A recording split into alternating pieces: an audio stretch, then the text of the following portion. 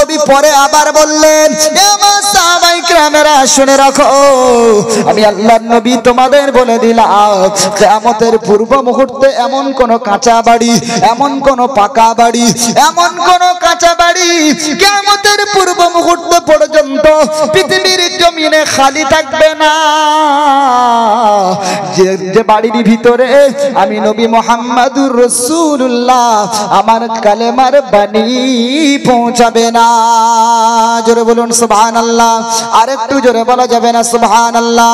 ও মুসলমান বাবাজি আমার, তাই তো বাংলাদেশের একজন বুজুর্গ নামদার নিয়ামতুল্লাহ সাহেব উনি ভবিষ্যৎবাণী করে বলে দিলেন, আগামী 2070 সালের ভিতরে গোটা পৃথিবীর ভিতরে মুসলমানদের সংখ্যা জনগণনার দিক দিয়ে সমস্ত ধর্মাবলম্বীদের সংখ্যা ছাড়িয়ে মুসলমানদের সংখ্যা 1 নম্বরে স্থান অধিকার করবে।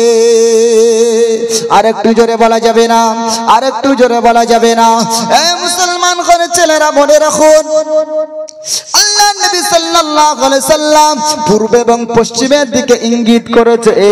ওই পূর্ব এবং পশ্চিম বলতে পেয়ারা নবী যে সমস্ত দেশের দিকে ইঙ্গিত করেছেন তার মধ্যে ভারত হলো অন্যতম। ভারত হলো অন্যতম। আল্লাহ নবী যেদিন মক্কা থেকে মদিনায় হিজরত করেন, নবীজি মক্কা থেকে মদিনায় চলে যায়। আল্লাহ নবী বড় কষ্ট হয় গো, নবীর বড় ব্যথা লাগে, নবীর চোখ দিয়ে পানি দাঁড়িয়ে হয়। আল্লাহ নবী সাহাবী আলী জিজ্ঞেস করেন, হুজুর আপনি মক্কা থেকে মদিনায় চলে যান, হুজুর আপনি কেন কান্না করেন, আপনার চোখ দিয়ে কেন পানি দাঁড়িয়ে হয়? আল্লাহ নবী বলেছিলেন, বাবা আলী রে, এই মক্কার জমিনে আমি নবী আল্লাহর কোরআনের দাওয়াত পৌঁছানোর জন্য না গো সকলের দ্বারে দ্বারে গিয়েছি, একবার নয় বারংবার করে গিয়েছি। আমি নবী আমার ইসলামের কালেমার দাওয়াত পৌঁছানোর জন্য ওই মক্কার যুবকেরা জওয়ানেরা আমি নবী আমাকে পাথর ছুঁড়ে মেরেছে, আমি নবী আমাকে গালাগাল দিয়েছে। আমি নবী যখন নামাজে যেতাম আমার পিঠের উপরে উটের নাড়ি ভুঁড়িগুলো চাপিয়ে দিত। ছোট্ট বাচ্চা হযরত ফাতিমা রাদিয়াল্লাহু তাআলা আনহা বাবার কষ্ট সহ্য না করে আল্লাহর নবী হযরত ফাতিমা রাদিয়াল্লাহু তাআলা আনহা আমার নবীজির পিঠের কাছে ছুটে চলে যেতেন। ওই ছোট্ট বেগোনা ছোট্ট মাসুম বাচ্চাটি ছুটে গিয়ে বাবার পিঠ থেকে উটের নাড়ি ভুঁড়িগুলো আম্মা ফাতিমা নিজের হাতে করে সরিয়ে দিতেন। জোরে বলুন সুবহানাল্লাহ। আরেকটু জোরে বলা যাবে না সুবহানাল্লাহ? এ মুসলমান, আল্লাহর নবীর কালেমা আজ আমরা মূল্যায়ন করি না। এত কষ্ট করে নবী চলে গেলেন। আল্লাহর নবী সাল্লাল্লাহু আলাইহি সাল্লাম যখন কোরআনের বাণী মানুষের সামনে তুলে ধরে, মক্কার কাফেররা বলে, ওয়াকালাল্লাযী লা তাসমাউ লিহাযাল কুরআন, এ মক্কার জনগণেরা শোনো, ওই মুহাম্মদ নামীয় ব্যক্তিটা বড় পাগল হয়ে গেছে, মুহাম্মদ সাল্লাল্লাহু আলাইহি নামীয় ব্যক্তিটা বড় জাদুকর হয়ে গেছে। কখনো নবীকে পাগল বলে অপবাদ দেয়। আমার নবী মনে বড় ব্যথা পায়, আমার নবীর মনে বড় কষ্ট হয়। নবীকে কখনো বা গণক বলে, কখনো বা নবীকে পাগল বলে। আল্লাহর নবীকে এক পর্যায়ে কোনোভাবে যখন নবীকে কালেমার বাণী থেকে দূরে সরানো যাচ্ছিল না, আল্লাহর নবী বলেছিলেন, মক্কার কাফেররা শোনো, তোমরা যদি হাজারো প্রলোভন দাও, হাজারো যদি প্রচেষ্টা করো, হাজার বার যদি গালি দাও, হাজার বার যদি ফিরিয়ে দাও, আমি নবী হাজার বার যেতে রাজি, তবে তারপরে আমি নবী আল্লাহর কালেমার বাণী প্রচার বন্ধ করতে রাজি না। আরেকটু জোরে বলা যাবে না? আরেকটু জোরে বলা যাবে না? এই মুসলমানের ছেলেরা, এক পর্যায়ে মক্কার আবু জেহেল বড় চালাক ব্যক্তি, ওর নামটা ছিল মূলত আবুল হাকাম। আবুল হাকাম মানে জ্ঞানী বা জ্ঞানী লোকের নাম বা জ্ঞানীর পিতা। ওই আবুল হাকাম করলেন কি, আল্লাহর নবী সাল্লাল্লাহু আলাইহি সাল্লামকে গিয়ে প্রলোভন দেখালো, লোভ দেখালো, ও মুহাম্মাদুর রাসূলুল্লাহ, তুমি মক্কা জমিনে কালেমার দাওয়াতের বাণীটা বন্ধ করে দাও, কালেমার বাণী প্রচার করা বন্ধ করে দাও। আমি আল্লাহর নবী, আমি আবু জেহেল বলে দিলাম, তুমি যদি কালেমার বাণীটা প্রচার করা বন্ধ করে দাও, মক্কার সবচেয়ে সুন্দর নাগরিক, সুন্দর রমণী, তাকে তোমার হাতে তুলে দেওয়া হবে। 1000 টাকা যদি চাও, লাখো দিরহাম তোমাকে দেওয়া হবে। তুমি যদি ইচ্ছা থাকে মক্কার জমিনে নেতৃত্ব দেওয়ার, তোমার যদি নেতা হওয়ার শখ থাকে, তোমাকে নেতা বানানো হবে। কিন্তু শর্ত হলো একটা, আল্লাহর কালেমা ওয়াহদানিয়াতের বাণী, রবের রবুবিয়াতের বাণী, আমার খোদার খোদাইর বাণী এই মক্কার জমিনে প্রচার করা বন্ধ করতে হবে। আল্লাহর নবীকে হাজারো প্রলোভন দেখানো হলো। আল্লাহর নবী তার সোনা জবানে চাচা আবু তালেবকে ডেকে বলা, চাচা আবু তালেব, লাউ আন্না কুরাইশান ওয়াজাতা শামসা আলা ইয়ামানি ওয়াল কমারা আলা ইয়াসারি। আল্লাহর নবী বলেছিল, চাচা ওই কুরাইশদেরকে তুমি শুনিয়ে দাও, ওরা যদি আমার এক হাতে আসমানের চাঁদ এনে দেয়, অপর হাতে যদি আসমানের সূর্যটা এনে দেয়, তারপরে আমি মুহাম্মাদুর রাসূলুল্লাহ আল্লাহর কালেমার বাণী প্রচারে থেকে এক বিন্দু বিসর্গ দূরে সরে যাব না। আরেকবার জোরে বলা যাবে না? আরেকবার জোরে বলা যাবে না? ভাই বাবাজি, এজন্য কোরআনে বর্ণনা হয়েছে, ইসলাম দা রোল্ড রিলিজিয়ন পৃথিবীর মধ্যে, ইসলাম দা রোল্ড রিলিজিয়ন পৃথিবীর মধ্যে। ইসলাম হলো এমন এক ধর্ম যার ভিতরে গোটা মানব জাতির সকল সমস্যার সমাধান নিহিত রয়েছে। জোরে বলেন সুবহানাল্লাহ। আর একটু জোরে বলা যায় না সুবহানাল্লাহ?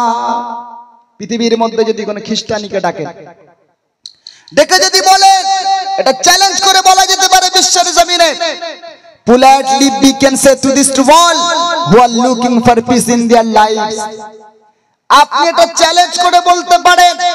যদি কোনো খ্রিস্টানি ভাইকে ডাকেন, ডেকে বলেন, ও খ্রিস্টানি ভাই, তুমি যে তোমার খ্রিস্টান ধর্মের প্রচার করছো, তো কই এটা যে নবী ঈসা আলাইহিস সালামের কথা বা এটা তার বর্ণনা, একটা দলিল তুমি দাও।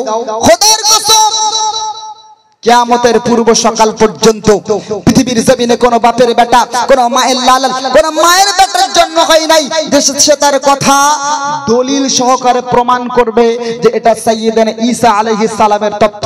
পাশাপাশি আপনি একজন ইহুদিকে ডাকেন, ইহুদিদেরকে ডেকে যদি বলেন, ও ইহুদি, তোমরা তো মুসা আলাইহিস সালামের ধর্ম প্রচার করছো, তো এটা যে মুসা নবীর কথা একটা দলিল বা প্রমাণ তোমরা দাও।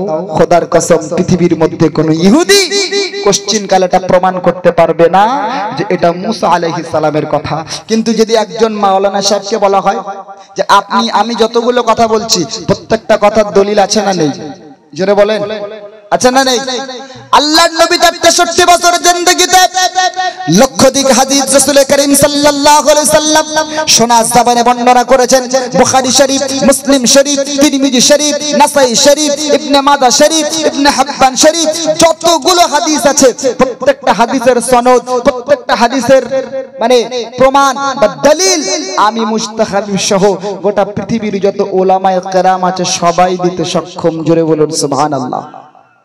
যেমন আমি যে হাদিস বর্ণনা করছি, এই হাদিসটি বুখারী শরীফে আছে।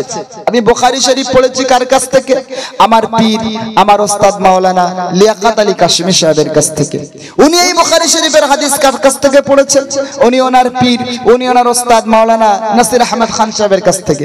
মাওলানা নাসির আহমদ খান সাহেব তিনি এই বুখারী শরীফের হাদিসটা পড়েছেন মাওলানা হোসেন আহমদ মাদানী রাহমাতুল্লাহ আলাইহির কাছ থেকে। মাওলানা হোসেন আহমদ মাদানী তিনি এই বুখারী শরীফের হাদিস পড়েছেন মাওলানা মাহমুদ হাসান দেওবন্দির কাছ থেকে। মাওলানা মাহমুদ হাসান দেওবন্দি তিনি এই বুখারী শরীফের হাদিসগুলো পড়েছেন মাওলানা কাসেম নানতুবি রাহমাতুল্লাহ আলাইহির কাছ থেকে। মাওলানা কাসেম নানতুবি রাহমাতুল্লাহ আলাইহি তিনি এই বুখারী শরীফের হাদিসগুলো পড়েছেন। উনি ওনার ওস্তাদ শেখ ইসহাক সাহেব রাহমাতুল্লাহ আলাইহির কাছ থেকে। শেখ ইসহাক সাহেব রাহমাতুল্লাহ আলাইহি তিনি এই বুখারী শরীফের হাদিসগুলো পড়েছেন। উনি ওনার পীর, উনি ওনার ওস্তাদ শেখ ইয়াকুব সাহেব রাহমাতুল্লাহ আলাইহির কাছ থেকে। শেখ ইয়াকুব সাহেব রাহমাতুল্লাহ আলাইহি তিনি এই বুখারী শরীফের হাদিসগুলো পড়েছেন। উনি ওনার পীর, উনি ওনার ওস্তাদ মাওলানা শাহ আব্দুল আজিজ মুহাদ্দিস দেহলভী রাহমাতুল্লাহ আলাইহির কাছ থেকে শাহ আব্দুল আজিজ মুহাদ্দিস দেহলভী রাহমাতুল্লাহ আলাইহি আল্লাহর রাসূলের যতগুলো হাদিস রয়েছে প্রত্যেকটি হাদিস লক্ষাধিক রাসূলের জবানে বর্ণিত হাদিস, তিনি প্রত্যেকটি হাদিস দলিল সহ পড়েছেন। উনি ওনার উস্তাদ হযরত মাওলানা শাহ ওলিউল্লাহ মুহাদ্দিস দেহলভী রাহমাতুল্লাহ আলাইহির কাছ থেকে শাহ ওলিউল্লাহ মুহাদ্দিস দেহলভী রাহমাতুল্লাহ আলাইহি তিনি এই হাদিসগুলো পড়েছেন। উনি ওনার পীর, উনি ওনার উস্তাদ মাওলানা শেখ আবু তাহের আল মাদানী রাহমাতুল্লাহ আলাইহির কাছ থেকে শেখ আবু তাহের আল মাদানী থেকে নিয়ে ইমামে তিরমিজি পর্যন্ত তিরমিজি শরীফের হাদিসের মধ্যে একটার পরে একটা সনদ সহ তার নাম তার বাপের নাম সহ উল্লেখ, তার নাম সহ উল্লেখ। ইমাম তিরমিজি তিনি এই বুখারীর হাদিস পড়েছেন ইমাম বুখারীর কাছ থেকে। ইমাম বুখারী তিনি এই হাদিস পড়েছেন মাক্কি ইবনে ইব্রাহিমের কাছ থেকে। মাক্কি ইব্রাহিম তিনি এই বুখারীর হাদিস পড়েছেন ইমামে আযম আবু হানিফা রাহমাতুল্লাহ আলাইহির কাছ থেকে। ইমাম আযম আবু হানিফা তিনি এই বুখারী শরীফের হাদিস পড়েছেন হযরত হাম্মাদের কাছ থেকে। হযরত হাম্মাদ তিনি এই বুখারীর হাদিস পড়েছেন ইব্রাহিম নাকির কাছ থেকে। ইব্রাহিম নাকি এই বুখারীর হাদিস পড়েছেন হযরতে আলকামার কাছ থেকে। হযরত আলকামা তিনি এই বুখারীর হাদিস পড়েছেন ইবনে মাসউদের কাছ থেকে। আর ইবনে মাসউদ তিনি এই বুখারীর হাদিস পড়েছেন খুদ মুহাম্মদুর রাসূলুল্লাহর কাছ থেকে। জোরে বলুন সুবহানাল্লাহ। আর একটু জোরে বলা যাবে না সুবহানাল্লাহ? ভাই বাবাজি, আমার নবীর 63 বছরের জিন্দেগি শুনে রাখবেন, পৃথিবীর মধ্যে চ্যালেঞ্জ সহকারে বলতে পারবেন which is the religion which brought Islam, which brought Prophet Muhammad sallallahu alaihi wasallam। 63 বছরের জিন্দেগি নবীজি পৃথিবীর জমিনে ছিলেন। 23 বছর তার বিপ্লবী জীবন, নবুয়তি জীবন। নবীর নবুয়তি জীবন কত বছর? 23 বছর। 10 বছর মদিনা আর 13 বছর মক্কা। এই টোটাল 23 বছর নবী পৃথিবীর জমিনে নবুয়তির দায়িত্ব পালন করলেন, রিসালাতের দায়িত্ব পালন করলেন। আর এই 23 বছর জীবনে আল্লাহর নবী যতগুলো কথা বলেছেন প্রত্যেকটার কথা দলিল এবং সনদ সহ কিয়ামতের পূর্ব মুহূর্ত সকাল পর্যন্ত প্রতিটি উলামায়ে কেরাম সর্বদাই সর্ব অবস্থাতে দিতে সক্ষম। জোরে বলুন সুবহানাল্লাহ। আর একটু জোরে বলা যাবে না সুবহানাল্লাহ? ওগো মুসলমান বাবাজি, আমি ওয়াজ আপনাদের যেখানে ছেড়েছিলাম চলুন আপনাদের সেখানে নিয়ে যাই। আল্লাহর নবী মুহাম্মদুর রাসূলুল্লাহ সাল্লাল্লাহু আলাইহি সাল্লাম নবী মক্কা থেকে মদিনায় চলে যায়। আল্লাহর নবী কোথায় যায় গো বাবা? নবী মক্কা থেকে মদিনায় যায়। নবীর চোখ দিয়ে বড় পানি জারি হয়। আল্লাহর নবী বড় কান্না করে, নবীর চোখ দিয়ে বড় পানি জারি হয়। হযরত আলী নবীকে রাসূলকে ডেকে বলে, ইয়া রাসূলুল্লাহ, ইয়া হাবিবাল্লাহ, হুজুর আপনি এত কান্না কেন করেন? আপনার চোখ থেকে পানি কেন জারি হয়? আল্লাহ নবী ওই সময় আলীকে ডেকে বলেছিলেন, বাবা আলী, আমি নবী মক্কা থেকে মদিনা জমিনে চলে যাই, এজন্য আমি নবী আমার মনে বড় কষ্ট হয়, এজন্য আমি নবী আমার বড় ব্যথা লাগে। আমি নবী ওই মক্কার জমিনে আমি লালন পালন হয়েছি। ওই মক্কার জমিনে আমার মা আমেনা ছোট্ট কুড়ে ঘরের ভিতরে আমাকে নিয়ে লালন পালন করেছে। ওগো নবী, ওগো আলী, আমি আমার মায়ের স্মৃতিগুলো বড় ভুলতে পারি না। আমার বারবার বারবার করে আমার মায়ের স্মৃতির কথাগুলো মনে পড়ে।